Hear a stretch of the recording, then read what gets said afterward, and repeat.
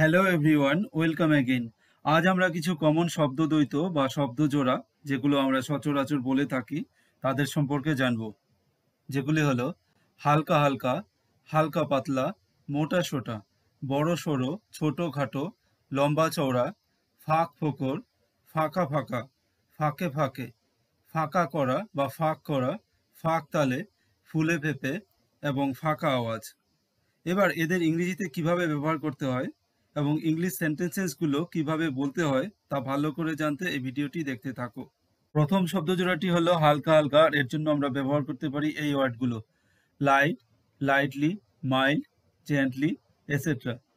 এবারেও কিন্তু অন্য ওয়ার্ড ব্যবহার করা যেতে পারে, তো সেন্টেন্সের মিনিং অনুসারে সেই ওয়ার্ডগুলো হবে। এবারে দেখো কিছু সেন্টেন্স। হালকা হালকা নাড়ো, এর ইংরেজি হবে স্টায়ার অর শেক জেন্টলি। এবার স্টায়ার কখন হবে? আমরা যখন চামচ বা কোনো জিনিস দিয়ে ঘুরিয়ে ঘুরিয়ে নাড়ি তখন তাকে বলবো স্টায়ার। আর শেক হচ্ছে যখন আমরা ঝাঁকিয়ে নাড়াই, তখন হচ্ছে শেক হবে, যেমন ওষুধ আমরা ঝাঁকিয়ে নাড়াই। তার হালকা হালকা জ্বর আছে, এখানে হালকা হালকার জন্য আমরা ব্যবহার করব ভেরি মাইল্ড। সেন্টেন্সটি হবে he has a very mild fever. এরপর হালকা হালকা শীত পড়বে, এর ইংরেজি হবে after that it will be a mild winter, অথবা উইন্টারের বদলে এমনও লিখতে পারি কোল্ড ওয়েদার। তার সাথে আমার হালকা হালকা বন্ধুত্ব, এবার এর ইংরেজি হবে I have a light friendship with her. বাংলায় এবং হিন্দিতে দেখবে হালকা হালকা বন্ধুত্ব, হালকা হালকা প্রেম নিয়ে প্রচুর গান রয়েছে। এরপরের বাক্যটি দেখো, গান চলার সময় হালকা হালকা ঠোঁট নাড়লেই হবে, যেমন সিনেমায় নায়ক নায়িকারা করে। তাহলে এর ইংরেজি হবে just move your lips lightly, অথবা এখানে আমরা ইজিলিও ব্যবহার করতে পারি, বা মাইল্ডলিও ব্যবহার করতে পারি, বা জেন্টলিও ব্যবহার করতে পারি, while the music is playing. ২ নম্বরে রয়েছে হালকা পাতলা, আর এর জন্য আমরা ব্যবহার করব এই ওয়ার্ডগুলোকে: light, thin, lean and thin. এছাড়াও আরো কিছু ওয়ার্ড হতে পারে। এবার দেখো কিছু বাক্য। গরমে হালকা পাতলা খাবার খাওয়া উচিত। Light food should be eaten in the summer. সে এক বাটি হালকা পাতলা মুরগির ঝোল বা স্যুপ পরিবেশন করেছিল। এর ইংরেজি হবে she served a bowl of light chicken broth or soup. Broth মানে কিন্তু চিকেন বা ভেজিটেবলের স্যুপ। এরপর দেখো, গরমে হালকা পাতলা পোশাকই ভালো। In summer light and thin clothes are better. তার শরীর হালকা পাতলা, অর্থাৎ তার শরীর চর্বিহীন, রোগা এবং পাতলা। এর ইংরেজি হবে his physique is lean and thin. ৩ নম্বরে যে শব্দদ্বৈতটি রয়েছে সেটি হচ্ছে মোটা সোটা। এর জন্য আমরা ব্যবহার করব ফ্যাট, অথবা বাল্কি, অথবা বার্লি, অথবা লাস্টি। এবারে দেখো কিছু বাক্য। তিনি একজন মোটা সোটা মানুষ, অর্থাৎ বিশাল চেহারার মানুষ। এখানে আমরা ইউজ করব বাল্কি। কেন? বিশাল চেহারা তাই। He is a bulky man. শেষবার যখন আমি তাকে দেখেছিলাম সে এত মোটা ছিল। The last time I saw her she was so fat. Tom ছিলেন একজন বড় মোটাসোটা police. Tom was a big burly or lusty policeman. এখানে বার্লি বলতে কিন্তু খাবার বার্লি নয়, এই বার্লি মানে হচ্ছে মোটাসোটা এবং স্ট্রং, একইভাবে লাস্টি। এরপর তার চুলের বিনুনি বেশ মোটাসোটা। এবার বিনুনির ইংরেজি হচ্ছে ব্রেইড, আর এখানে যে মোটাসোটা আমরা ব্যবহার করব সেটি কিন্তু অন্য ওয়ার্ড দিয়ে করতে হবে। এখানে কিন্তু মোটাসোটা বোঝাতে থিককে বোঝানো হচ্ছে, তাই এর ইংরেজি হবে এমন her hair braid is quite thick. ৪ নম্বরে যে শব্দজোড়াটি রয়েছে সেটি হচ্ছে বড় সড়ো। এর জন্য আমরা ইউজ করতে পারি বিগ, গ্রেট, অথবা মেজর, বা আরো অন্য ওয়ার্ড। এবার ওয়ার্ডগুলো ডিপেন্ড করবে আমি কোন সেন্টেন্সে ব্যবহার করছি। এটি বড় সড়ো ভুল, ইটস এ গ্রেট মিস্টেক। এই সেন্টেন্সটি খুব ব্যবহার করা হয় স্পোকেন ইংলিশে। আমার সবচেয়ে বড়সড় সাফল্য এসেছিল আমার বড়সড় ব্যর্থতার পর। এর ইংরেজি আমরা এইভাবে করতে পারি my greatest success came after my big failures. ভারী বর্ষণে নদীতে বড়সড় ভাঙন দেখা দিয়েছে। এর ইংরেজি হবে heavy rains have caused major erosion in the river. এখানে ভাঙনের জন্য এরোশন ইউজ করা হবে, কারণ এরোশন মানে হচ্ছে ক্ষয় হয়ে তারপর ভেঙে যাওয়া। এরপর গতকাল থেকে আবহাওয়ার বড়সড় বা ব্যাপক পরিবর্তন হয়েছে।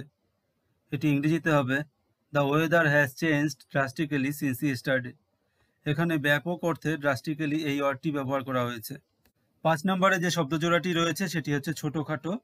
এবার ছোটখাটো বলতে আমরা স্মল, লিটিল, মাইনর এই ওয়ার্ডগুলোকে ব্যবহার করতে পারি। এবার দেখো কিছু উদাহরণ। সে ছোটখাটো একটি ব্যবসা করে। He runs a small business. তিনি ছোটখাটো মানুষ, অর্থাৎ চেহারায় তিনি ছোটখাটো, তাই এর ইংরেজি হবে হি ইজ এ লিটল ম্যান। এরপরের বাক্যটি দেখো, এটি ছোটখাটো ভুল নয়। এর ইংরেজি হবে it's not a minor mistake.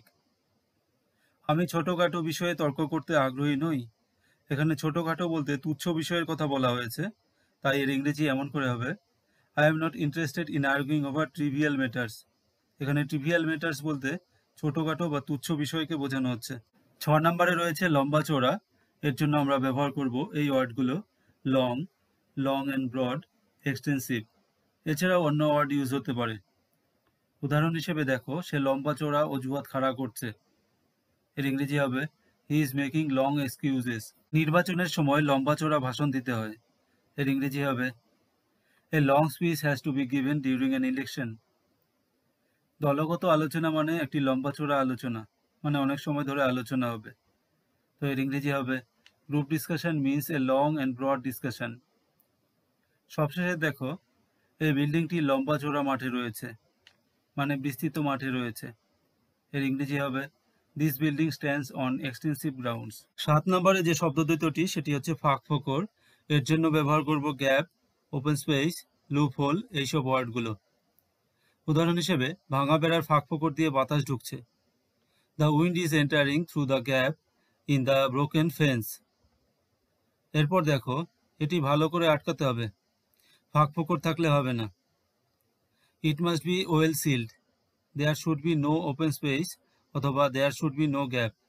এরপরে বাক্যগুলো দেখো, সে সবসময় ফাঁক ফোকর খোঁজে। He is always looking for loopholes. এই আইনের অনেক ফাঁক ফোকর রয়েছে। There are many loopholes in this law. 8 নম্বরে রয়েছে ফাঁকা ফাঁকা। এর জন্য আমরা ব্যবহার করতে পারি এমটি বা গ্যাপ। উদাহরণ হিসেবে বাড়িটি খুব ফাঁকা ফাঁকা লাগছে। The house looks very empty. প্রতিটি চেয়ার ফাঁকা ফাঁকা জায়গাগুলোতে রাখো। Place each chair in the empty spaces. ফাঁকা ফাঁকা দাঁত থাকলে খেতে খুব কষ্ট। It's very difficult to eat if the teeth are gapped. সবশেষে দেখো, শূন্যস্থান পূরণ করো বা ফাঁকা জায়গাগুলো পূরণ করো। এর ইংরেজি আমরা জানি ফিল ইন দ্য ব্ল্যাঙ্কস। 9 নম্বরে রয়েছে ফাঁকে ফাঁকে, অর্থাৎ কাজের ফাঁকে ফাঁকে, পড়ার ফাঁকে ফাঁকে। এর জন্য আমরা ব্যবহার করব এই ওয়ার্ডগুলো ইন্টারভেলস অথবা রেসপাইট। উদাহরণ হিসেবে পড়ার ফাঁকে ফাঁকে আমি গান শুনি, অর্থাৎ আমি পড়ার সময় গান শুনতে বিরতি নেই, আবার পড়ি আবার গান শুনি, এমন করি। তো এর ইংরেজি হবে I take intervals to listen to music while reading. কাজের ফাঁকে ফাঁকে তিনি চা পান করেন। He takes tea in work respite. চাকরির ফাঁকে ফাঁকে তিনি বই লেখেন। He writes books in the spare time of his job. এখানে স্পেয়ার টাইম বলতে অবসর সময়। 10 নম্বরে রয়েছে ফাঁকা করা বা ফাঁক করা। এর জন্য আমরা ব্যবহার করতে পারি এই ওয়ার্ডগুলো এমটি, গ্যাপ বা এভাকুয়েট। যেমন ব্যাগটি ফাঁকা করা কেন? Why is the bag empty? রুমের সমস্ত ফাঁক বন্ধ করা অসম্ভব। It's impossible to close all the gaps in the room. বাড়িতে বড়সড় ফাটল ধরায় বাড়িটি ফাঁকা করা হয়েছে। The house has been evacuated due to a large crack in the house. চোর ঘরে ঢুকে সব জিনিস ফাঁকা করে দিয়েছিল, অর্থাৎ সব জিনিস চুরি করে নিয়ে চলে গেছিল। The thief entered the house and stole everything. 11 নম্বরে রয়েছে ফাঁকতালে। আমাদের এমন কিছু চান্স আসে যেখানে আমাদের তেমন কিছু করতে হয় না, অথচ আমরা সেটি পেয়ে যাই, তখন তাকে বলা হয় ফাঁকতালে। আর এর জন্য আমরা ব্যবহার করব এই ফ্রেজটি বা এ ফ্লুক। এবার উদাহরণ হিসেবে দেখো, সমস্ত প্রতিপক্ষের খেলোয়াড়রা আহত হয়, তারা খেলাটি ফাঁকতালে জিতেছিল। As all the opponent players were injured, they won the game by a fluke.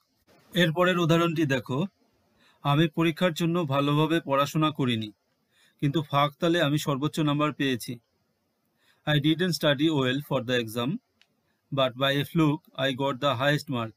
আরেকটি বাক্য দেখো, গোলরক্ষক কেন্দ্রে থাকায় সে ফাঁকতালে একটি গোল করেছিল, অর্থাৎ গোলকিপার ছিল খেলার মাঠের মাঝখানে, তখন সে গোলটি দিয়েছে। তো এর ইংরেজি হবে he scored a goal by a fluke as the goalkeeper was in the centre. 12 নম্বরে রয়েছে ফুলে পেঁপে। কোনো কিছু বৃদ্ধি পাওয়া বা হঠাৎ করে বৃদ্ধি পাওয়াকে বলা হয় ফুলে পেঁপে। এর ইংলিশ হচ্ছে সোয়েল অথবা ব্লোট। উদাহরণ হিসেবে দেখো, ভারী বর্ষণে নদী ফুলে পেঁপে উঠেছে। The river has swelled due to heavy rainfall. দুর্নীতির টাকায় ফুলে ফেঁপে উঠেছে তার সংসার। His family has bloated with the money of corruption. বদহজমের কারণে তার পেট ফুলে ফেঁপে গেছে। His stomach has swollen due to indigestion. শেষে 13 নম্বরে রয়েছে ফাঁকা আওয়াজ। আমরা জানি ফাঁকা আওয়াজের ইংরেজি হচ্ছে ব্ল্যাঙ্ক ফায়ার, কিন্তু এই ফাঁকা আওয়াজ আমরা বছরে এক আধবার শুনি মিলিটারি বা পুলিশের বন্দুক থেকে। এবার বাকি সময়ে যে ফাঁকা আওয়াজ শুনি সেই ফাঁকা আওয়াজের ইংরেজি দেখো, এমটি ওয়ার্ডস বা এমটি প্রমিসেস। এর মানে হচ্ছে কথা মুখে থাকবে কিন্তু কাজে থাকবে না। এবারে দেখো কিছু বাক্য। মানুষ জানে এগুলো ফাঁকা আওয়াজ। People know that these are empty words. ফাঁকা আওয়াজ দিও না। Don't speak empty words. নির্বাচনের আগে এই ফাঁকা আওয়াজ খুবই কাজে লাগে। এর ইংলিশ হবে this empty words are very useful before the election. এটি ফাঁকা আওয়াজের ভাষণ। এর ইংলিশ এমন হতে পারে it's a speech of empty promises. সবশেষে বলবো তোমরা নিজেরা সেন্টেন্সগুলোকে প্র্যাকটিস করো, তাহলে বুঝতে পারবে কোন ওয়ার্ড কোন সেন্টেন্সে অ্যাপ্লাই হচ্ছে। Thanks for watching, have a great day.